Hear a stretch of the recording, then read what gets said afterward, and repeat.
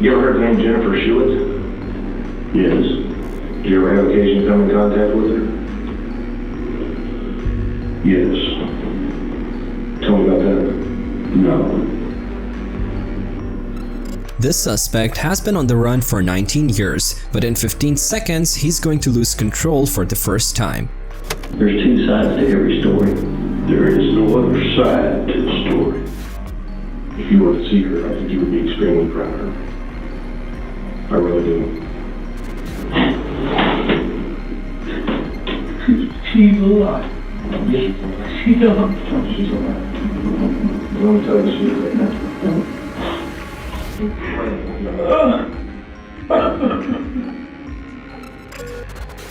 8-year-old Jennifer Schuett kidnapped, assaulted, silenced, and left for dead. She was only a child at the time and lost the ability to speak after she was horribly wounded by her attacker. But she survived, remembering every detail, and went on to solve her own case, finally putting an end to Dennis L. Bradford Ring of Terror. I wanted to help because I was the only living witness. In the small town of Dickinson, Texas, courtesy little girl, Jennifer lives with her single mother, Ellen, in a small apartment in a bad neighborhood. As far as I can remember, back in my childhood, I just didn't like the dark or sleeping alone, so I found comfort in going to bed with my mom. We were all that we had was each other. On August 1990 at 2:30 a.m., Ellen exceptionally asked Jennifer to go sleep in her room because she needed to wake up early. The next morning, Jennifer went to her room and read until she fell asleep. In the morning, Ellen can find Jennifer, and the window of her bedroom leading out to the parking lot is wide open. Sometime early Friday morning, 8-year-old Jennifer Schuett was abducted from her apartment bedroom. Jennifer's mother entered the bedroom and found the bedroom window open and her daughter gone. I went, Jennifer, there was no sign of her, she was just gone.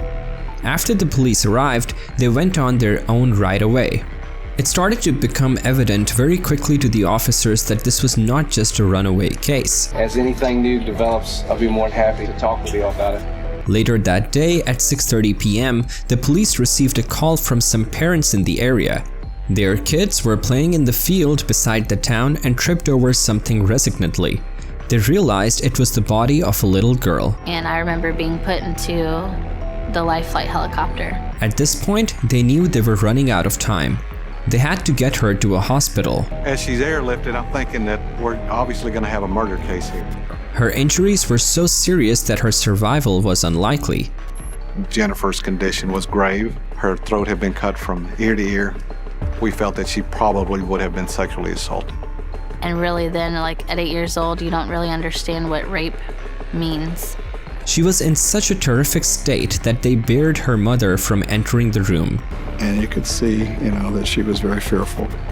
Inexplicably, her attacker missed all major arteries in her neck.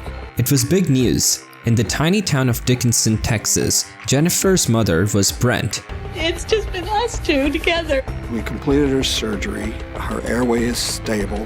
When Jennifer regained consciousness after the surgery, her behavior suddenly changed. I was kind of a hard patient to deal with because I had a lot of male doctors and I was scared of males. The Dickinson Police Department dispatched a whole squad to serve her room in the hospital. With this, all the male doctors and staff, Jennifer ended up in a constant state of panic. Everyone was a suspect in my book. One weird detail at the time was her distrust of any and all police officers. But this fact would end up making much more sense once Jennifer started to share side of the story with Jennifer. With Jennifer, we knew that we had a survivor that couldn't speak. The challenges were to extract information from her. Now we're talking about an 8-year-old. Jennifer wasn't able to tell an investigator anything directly. Since they had no other choice, they handed her a notebook and some pens and asked her to answer the question in writing. It was mainly me writing notes to my mother, and then she would hand them to the officer outside. She was only 8 years old, but considered very intelligent for her age. She was very detail-oriented in the way she described the events. So after falling asleep in her bedroom, she woke up in the arms of a stranger. He was running with me, carrying me down the sidewalk, and I immediately tried to scream, but he covered my nose and mouth. He whispered to her that he was a police officer and that she needed to calm down. Then they got into a car and he held her on his lap as they drove away. At this point, she knew something was wrong. On one end, she knew the police were the good guy, but on the other, she has been told to never trust a stranger.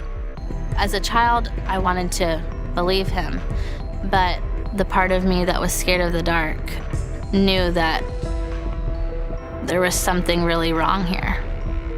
This tipped the investigator on why she wouldn't trust no males, especially not police officers. I started to realize that I had actually been kidnapped. I was very afraid of what would happen next.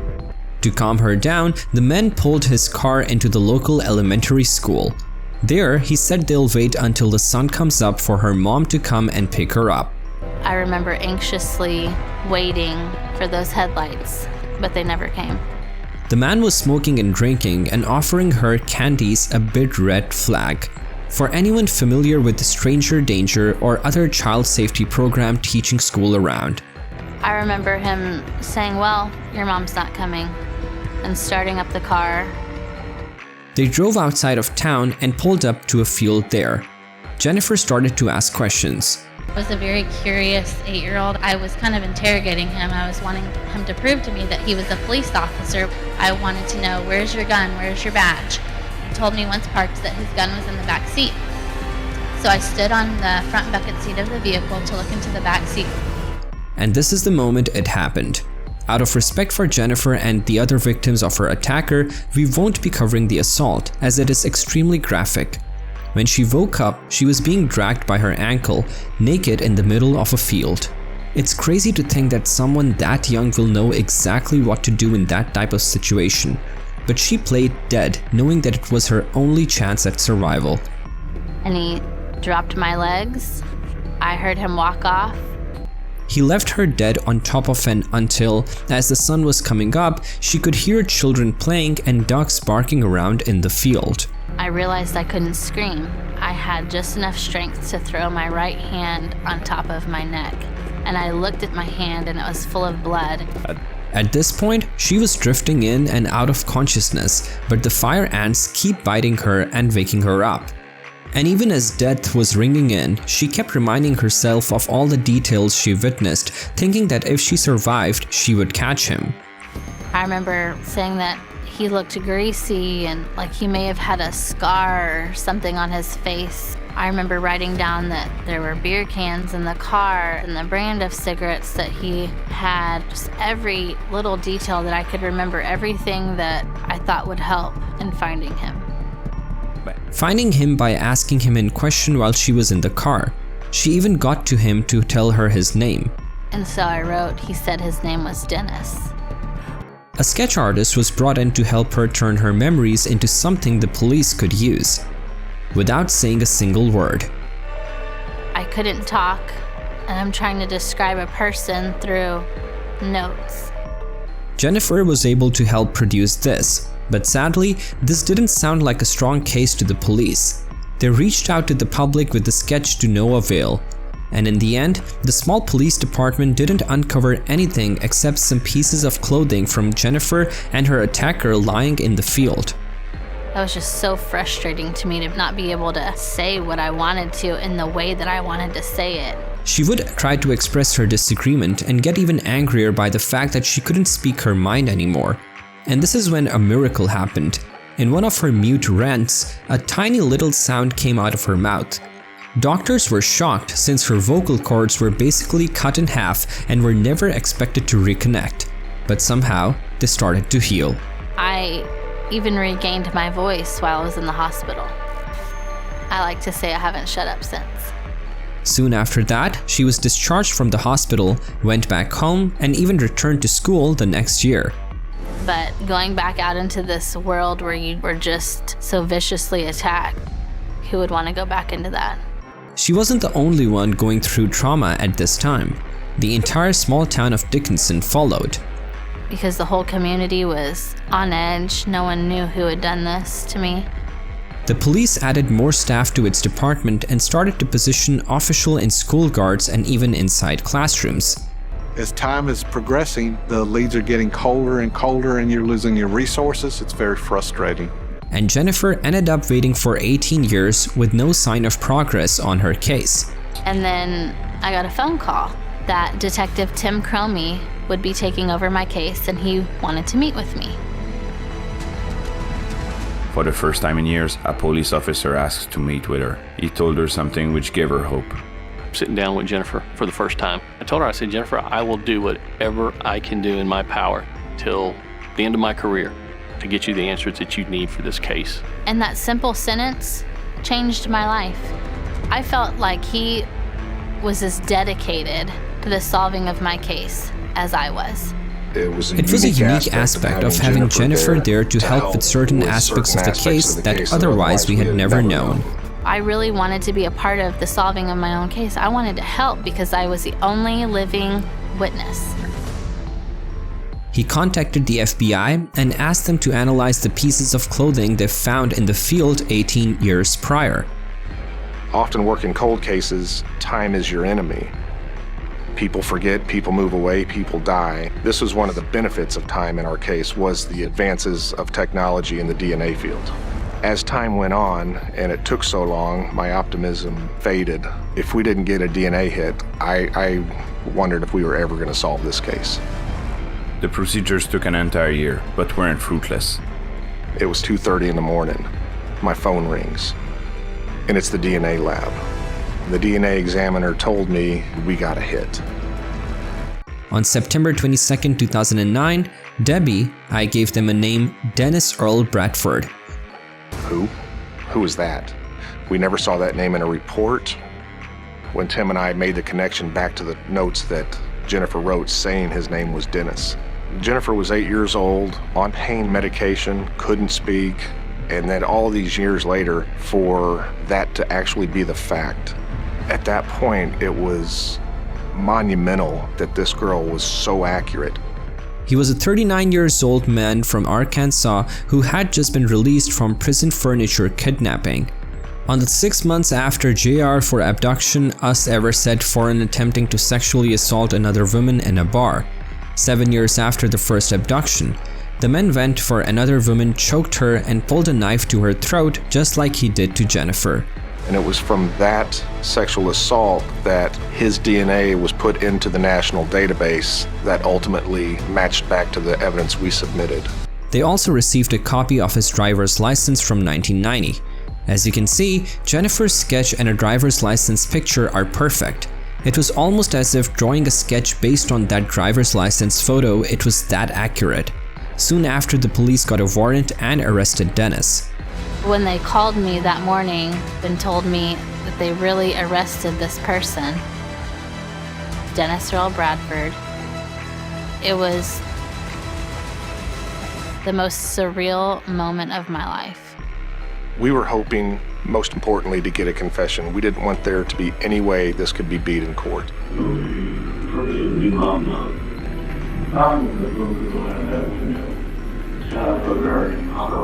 And she was freaking out that I told her, please just don't worry, it'll be all right.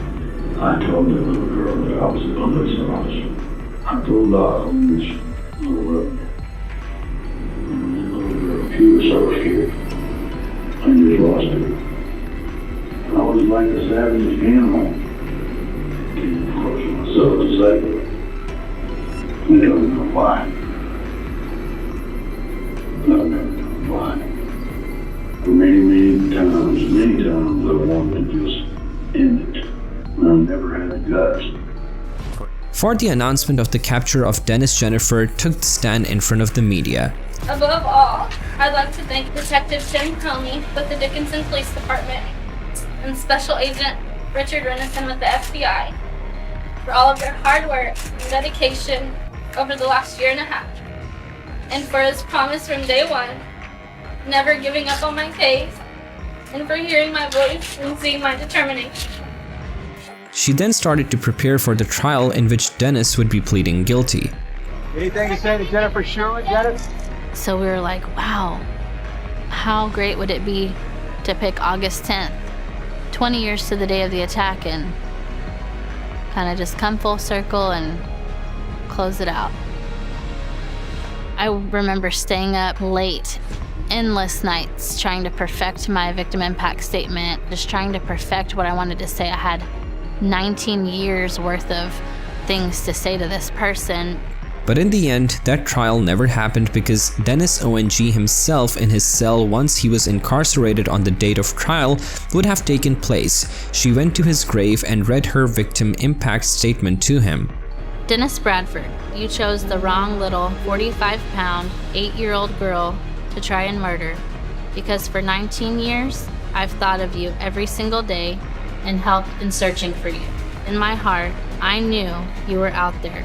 And now I know, listening to my heart all of these years and never giving up on finding you, I was right. She was wondering if this could give her a closure of some sort, if she could hear from beyond. And at that very moment, she was bitten by a fire, and just like the ones from that day on the field.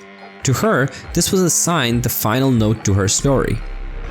Throughout this journey, I've had two main goals, and they were to find the man who kidnapped, sexually assaulted, and attempted to murder me 19 years ago so that he could not hurt anyone else. And to use my voice in telling my story to as many people as I possibly could in hopes that I may encourage other victims of violent crime to stand up and speak out against criminals. Today, I can say very proudly that I have accomplished both of these goals. I hope that my case will remain as a reminder to all victims of violent crime to never give up hope in seeking justice, no matter how long it may take or how hard it may be. With determination and by using your voice to speak out, you are capable of anything. Even if discards would never go away, Jada refused to let her victim status prevent her from leaving her life. She hasn't attempted to start a family. But unfortunately, because of divided sexual assault she had gone through, she was so depressed, pretty much impossible for her to conceive a child. But after sharing our story, a doctor came forward to help her. When Jonathan and I found out that we were expecting, we were in complete shock. 2 years later, they had their first daughter and then a son. It's like, pinch me, who would have thought? They're really my happy ending. Today, she continued to raise her voice as a victim advocate. She tried to sign answer, but she was always stronger even as a child. I'm not a victim, but instead victorious.